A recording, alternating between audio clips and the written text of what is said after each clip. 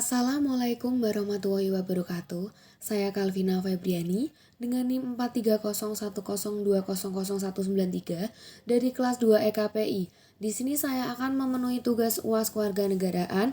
Saya akan menjelaskan 4 tema meliputi pentingnya pendidikan kewarganegaraan, negara dan aspek-aspek kewarganegaraan, hubungan warga dengan pemerintah, peranan warga negara dalam berbangsa dan bernegara.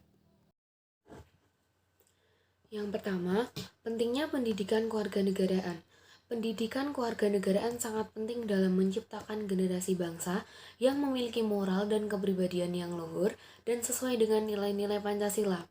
Membangun kesadaran mahasiswa akan hak dan kewajiban sebagai warga negara dan mampu menggunakan sebaik-baiknya dengan cara demokratis dan yang terdidik. Pendidikan kewarganegaraan harus dipelajari oleh seluruh generasi muda, dari tingkat SD hingga tingkat universitas. Mengapa pendidikan ini penting untuk mahasiswa? Alasannya, pertama, mahasiswa menjadi pribadi yang mengetahui hak dan kewajibannya sebagai warga negara Indonesia. Kedua, mahasiswa menjadi pribadi yang berpikir kritis. Ketiga, mahasiswa menjadi pribadi yang bertoleransi tinggi. Yang kedua, negara dan aspek-aspek kewarganegaraan.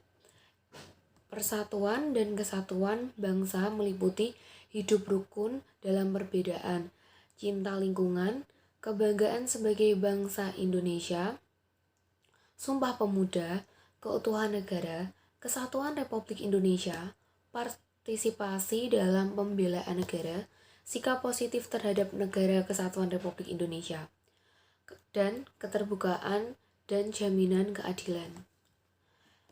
Yang kedua, norma, hukum, dan peraturan meliputi tertib dalam kehidupan keluarga, tertib di sekolah, norma yang berlaku di masyarakat, peraturan-peraturan daerah, norma-norma dalam kehidupan berbangsa dan bernegara, sistem hukum dan peradilan nasional, hukum dan peradilan internasional. Selanjutnya, hak asasi manusia meliputi hak dan kewajiban anak, hak dan kewajiban anggota masyarakat, instrumen nasional dan internasional HAM, pemajuan, penghormatan, dan perlindungan HAM.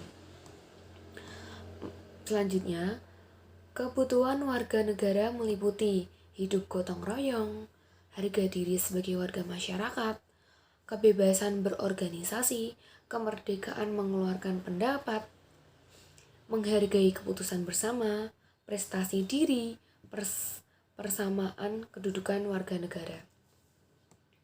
Selanjutnya, konstitusi negara meliputi proklamasi kemerdekaan dan konstitusi yang pertama, konstitusi yang pernah digunakan di Indonesia, hubungan dasar negara dengan konstitusi. Selanjutnya, kekuasaan dan politik meliputi pemerintahan desa dan kecamatan, pemerintahan daerah dan otonomi, pemerintahan pusat, demokrasi dan sistem politik, budaya demokrasi menuju masyarakat madani, sistem pemerintahan, pers dan masyarakat demokrasi. Yang terakhir, Pancasila meliputi kedudukan Pancasila sebagai dasar negara dan ideologi negara, proses perumusan Pancasila sebagai dasar negara, pengalaman nilai-nilai Pancasila dalam kehidupan sehari-hari, Pancasila sebagai ideologi terbuka. Poin yang ketiga, hubungan warga dengan pemerintah. Yang pertama, negara adalah suatu wilayah yang mempunyai kekuasaan tertinggi, yang sah dan ditaati oleh rakyat. Kemudian, syarat suatu negara yaitu yang pertama adalah pengakuan, lalu adanya pemerintahan yang berdaulat, kemudian adanya wilayah dan yang utama adanya warga negara.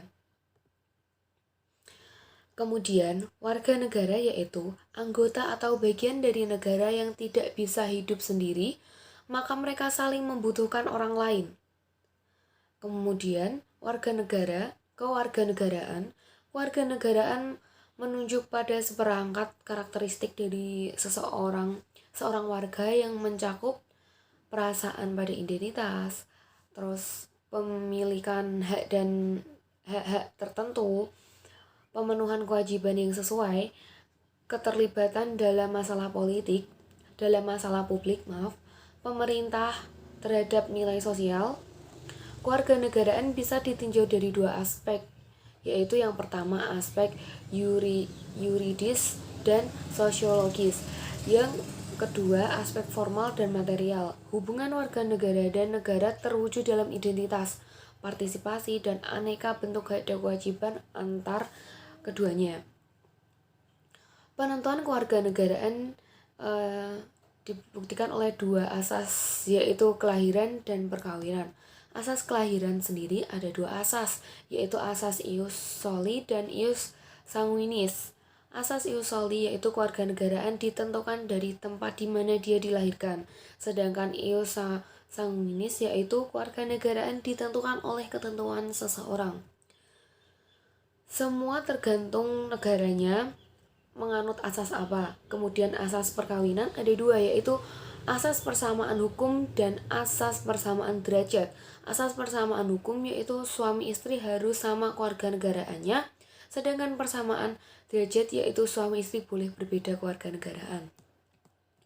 Poin yang terakhir, poin yang keempat, peranan warga negara dalam berbangsa dan bernegara. Dalam kehidupan bernegara, warga negara memiliki 4 peranan yang meliputi peranan yang pasif, aktif, negatif, dan positif. Peranan pasif adalah kepatuhan warga negara terhadap perundang-undangan yang berlaku di negara tempat mereka tinggal. Peran aktif merupakan aktivitas warga negara untuk terlibat atau dalam kehidupan bernegara, terutama dalam mempengaruhi keputusan publik. Peran positif merupakan peran dari warga negara atas pelayanan dari negara untuk memenuhi kebutuhan hidup. Peran negatif merupakan peranan warga negara terhadap negaranya agar tidak turut andil dalam kehidupan pribadinya. Selain peran utama warga negara seperti yang tercantum di atas, ada pula peran lain dari warga negara dalam pelaksanaan sebuah negara seperti peran dalam kehidupan hukum, politik, ekonomi, sosial, budaya, dan hankam. Peran warga negara dalam kehidupan hukum. Peran warga dalam kehidupan hukum negara Indonesia telah diatur di dalam pasal 27 ayat 1 UUD 1945. Segala warga negara bersama kedudukannya di dalam hukum dan pemerintahan wajib menjunjung tinggi hukum dan peranan itu dengan tidak ada kecualinya. Peranan warga negara dapat tercermin dalam beberapa peranan sebagai berikut. Menciptakan kultur taat hukum yang sehat dan aktif, mendorong proses pembuatan hukum yang aspiratif, mendukung pembuatan materi-materi hukum yang responsif, ikut menciptakan aparat penegak hukum yang jujur dan bertanggung jawab. Sekian penjelasan dari saya. Kurang lebihnya mohon maaf. Wabillahi taufiq wal hidayah. Wassalamualaikum warahmatullahi wabarakatuh.